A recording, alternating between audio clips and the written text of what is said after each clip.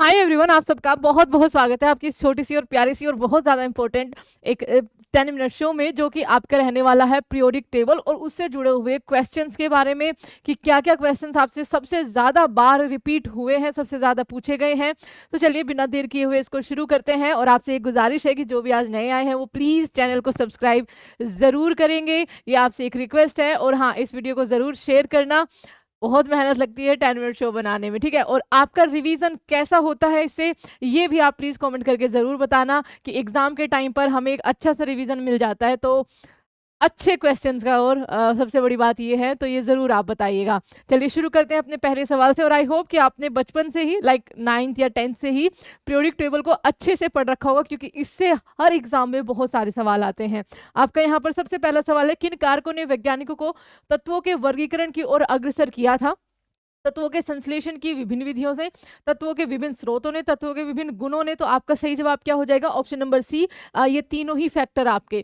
समूह 16, अच्छा okay, group 16 के निम्न में से किस तत्व में सर्वाधिक आध्यात्मिक गुण होते हैं? तो सबसे ज्यादा आध्यात्मिक गुण आपके ऑक्सीजन में होते हैं। अगला सवाल, इनमें से कौन सा सर्वाधिक विद्युत धनात्मक होता है? तो सबसे ज्यादा जो विद्युत धनात्मक हो जाएगा वो CS हो जाएगा, यानी कि आपका यहाँ पर 55 इसका, सॉरी ये क्या हो गया, 55, ठीक है, CS 55। इनमें से किसकी परमाणु त्रिज्या सबसे बड़ी है? तो परमाणु त्रिज्या जो सबसे बड़ी हो जाएगी वो आपकी किसकी हो जाएगी? आयोडीन की हो जाएगी। अब यहाँ से एक सवाल जो मैंने आपको कई बार करा रखा है कि परमाणु त्रिज्या आवर्त में और आपका बाएं से दाएं जाने पर और ग्रुप में ऊपर से नीचे आने पर क्या फर्क पड़ता है? परमाणु त्रिज्या में घटती है, बढ़ती है, वोटेवर, जल्दी से आंसर करिए। अगला सवाल आपके लिए, इनमें से किस समूह के तत्वों में अम्लीय ऑक्साइड बनाने की प्रवृत्ति जो है वो आपकी सबसे ज्यादा होती है? तो जो ग्रुप 16 के होते हैं। आपका सही जवाब, तत्वों के संयोजी कोश इलेक्ट्रॉन के अनुसार उनका सही क्रम क्या है?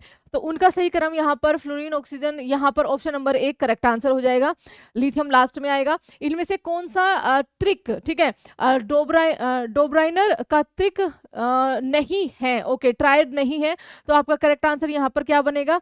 जो आपका NP और SB है, यानी कि केवल थर्ड, आपका ऑप्शन नंबर C सही जवाब हो जाएगा। वर्तमान में डैश तत्व ज्ञात है? वर्तमान में 118 ज्ञात है, जिसमें से आपका 94 प्राकृतिक रूप से है और बाकी को लैब में बनाया गया है। 4 विभिन्न तत्व और उनके परमाणु क्रमांक दिए गए हैं, ठीक है, 9, 11, 19 और 37। आवर्त सारणी में उनकी स्थितियों के संदर्भ में इनमें से असंगत तत्व का आपको चयन करना है। तो बच्चा A आपका यहाँ पर करेक्ट आंसर होगा, यानी कि 9 वाला। अगला, इनमें से कौन सा समूह शून्य संयोजकता को निरूपित करता है? तो आपका ये जो ग्रुप 18 होता है, ऑप्शन नंबर A सही जवाब हो जाएगा। आवर्त सारणी में परमाणु का आकार, आवर्त सारणी में परमाणु का आकार, ठीक है, बाएं से दाएं जाने पर क्या होता है? घटता है, और ऊपर से नीचे आने पर आपका क्या हो जाता है? बढ़ता है। और ये डायरेक्ट किसको इन्फ्लुएंस कर रहा है? त्रिज्या को इन्फ्लुएंस कर रहा है, ठीक है। अगला सवाल, इनमें से कौन सी मेंडलीव की आवर्त वर्गीकरण की विशेषता आपकी नहीं थी? उनके समस्थानिकों की सही स्थिति, ये आपका उसमें नहीं था। नीचे दिए गए कथन पर विचार कीजिए और सही उत्तर का चयन कीजिए। आवर्त सारणी में बाएं से दाएं जाने पर परमाणु त्रिज्या घटती है, तो ये पहला ही गलत हो जाएगा। आवर्त सारणी में बाएं से दाएं जाने पर नाभिक के आवेश में वृद्धि हो जाएगी, ये सही हो जाएगा। तो केवल आपका सेकंड ही यहाँ पर करेक्ट होगा। किस वैज्ञानिक ने तत्वों की आवर्त सारणी को परमाणु द्रव्यमान के बढ़ते क्रम में आपका व्यवस्थित किया था? तो आपका सही जवाब यहाँ पर क्या बनेगा?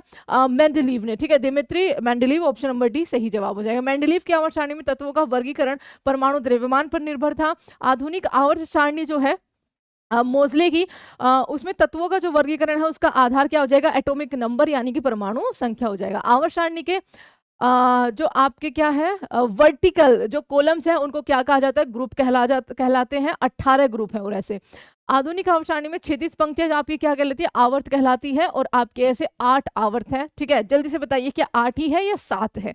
आगे आपको इसका आंसर मिल जाएगा। आधुनिक आवर्त सारणी में वर्गों की कुल संख्या क्या हो जाएगी? आपकी 18 हो जाएगी। और आधुनिक आवर्त सारणी में जो आपकी आवर्तों की संख्या है वो कितनी हो जाएगी? 7 हो जाएगी, ठीक है, जो आपकी क्षैतिज वाली रेखा है। और आप यहाँ पर गिन भी सकते हैं, यहाँ पर 1 2 3 4 5 6 एंड आपका 7, ठीक है। अगला नेक्स्ट, आधुनिक आवर्त सारणी में तत्वों को व्यवस्थित कैसे किया गया है? तो इनको बढ़ते हुए परमाणु संख्या से आपका किया गया है। आधुनिक आवर्त सारणी के नियम के प्रवर्तक कौन है? आपका हेनरी मोजले है। तत्वों की आवर्त सारणी का जनक किसे कहा गया है? तो तत्वों की आवर्त सारणी का जो जनक है वो मेंडलीव को कहा गया है। आवर्त सारणी का लंबा रूप किस पर निर्भर करता है?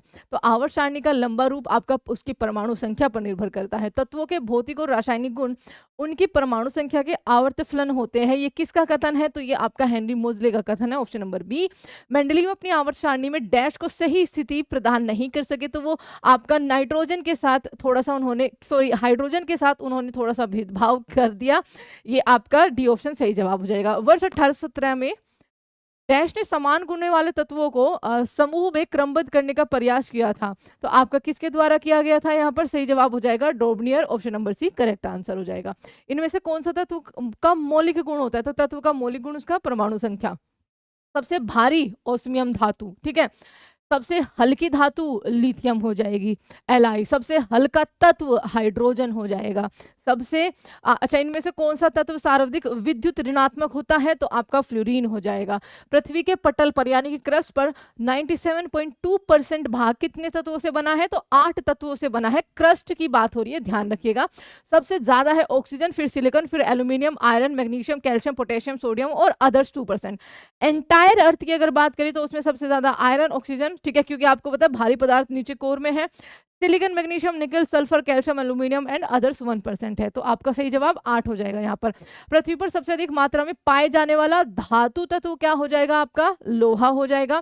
सबसे ज्यादा मात्रा में पाए जाने वाला तत्व क्या हो जाएगा? ऑक्सीजन। वहां पर देखो धातु है, दैट्स वाई आपका लोहा आंसर में आ रखा है। मेंडलीव की आवर्त सारणी के अनुसार एका एल्यूमिनियम का स्थान किस तत्व ने लिया है? तो आपका गैलियम ने लिया है, ठीक है, गैलियम ने। आवर्त सारणी के दूसरे आवर्त में, ठीक है, आवर्त सारणी के दूसरे आवर्त में तत्वों की संख्या कितनी है? तो 2 और वहां पर 6, कितने हो जाएंगे आपके? 8 हो जाएंगे टोटल। आधुनिक आवर्त सारणी में 5वें आवर्त में कितने तत्व है? तो यहाँ पर 5वां, पहला, दूसरा, तीसरा, चौथा, 5वां, ठीक है, और ये आपका कितने हो जाएंगे? 18 है टोटल। बहुत ईजी है इनको गिनना, 18, ठीक है।